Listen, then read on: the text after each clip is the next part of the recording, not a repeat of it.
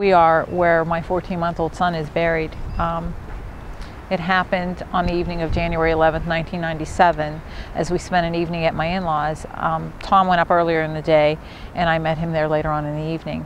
And it was probably around 8:30 we decided that we were going to head on home. And before we left, Tom mentioned that he needed to get gas for his car. So, you know, he said, follow me down to the gas station, and I did. We were in two separate vehicles.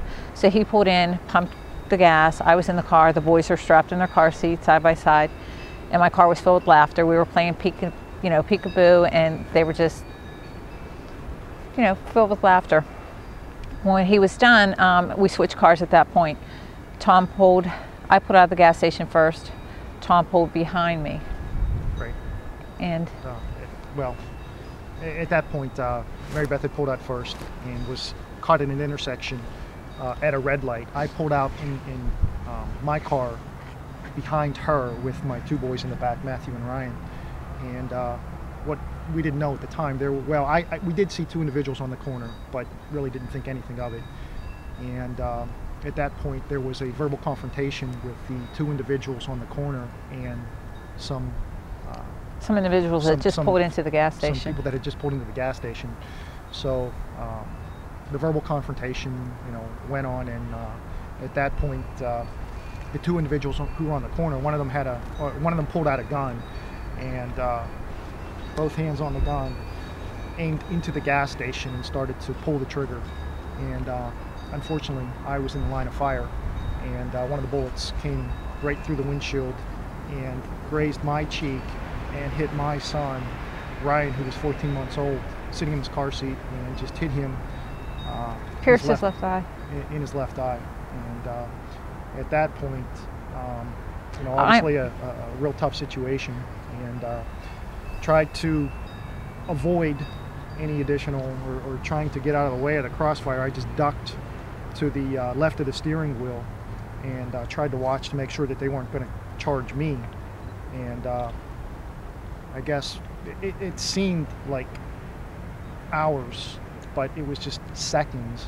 And at that point, after everything occurred, I just immediately thought I need to get to I turned around and I saw what had happened, and immediately thought I need to get to a hospital right away. And I knew there was a hospital probably about a quarter to a half mile away. And at that point, I just sped as quickly as I could to get to the hospital to take my son there.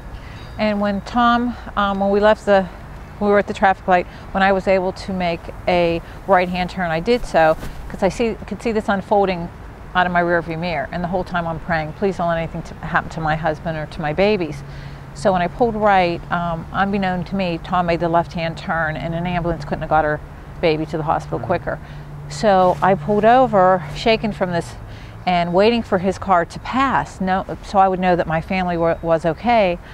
And at the time, I called my father, I had my cell phone, and explained to him what had happened. And he said, "Where are you?" And I looked up, and I was in front of the West Homestead police station. So I immediately went inside, telling the officers what happened. They flew out the door, took me back in a room. As I'm waiting, not knowing, I hear, I was coming over the scanner or the police station saying, a victim's brought in, and my heart just sank. I didn't know what was going to happen. So they said, we need to get you up to the hospital. It was then when I walked in that my life changed in that instant.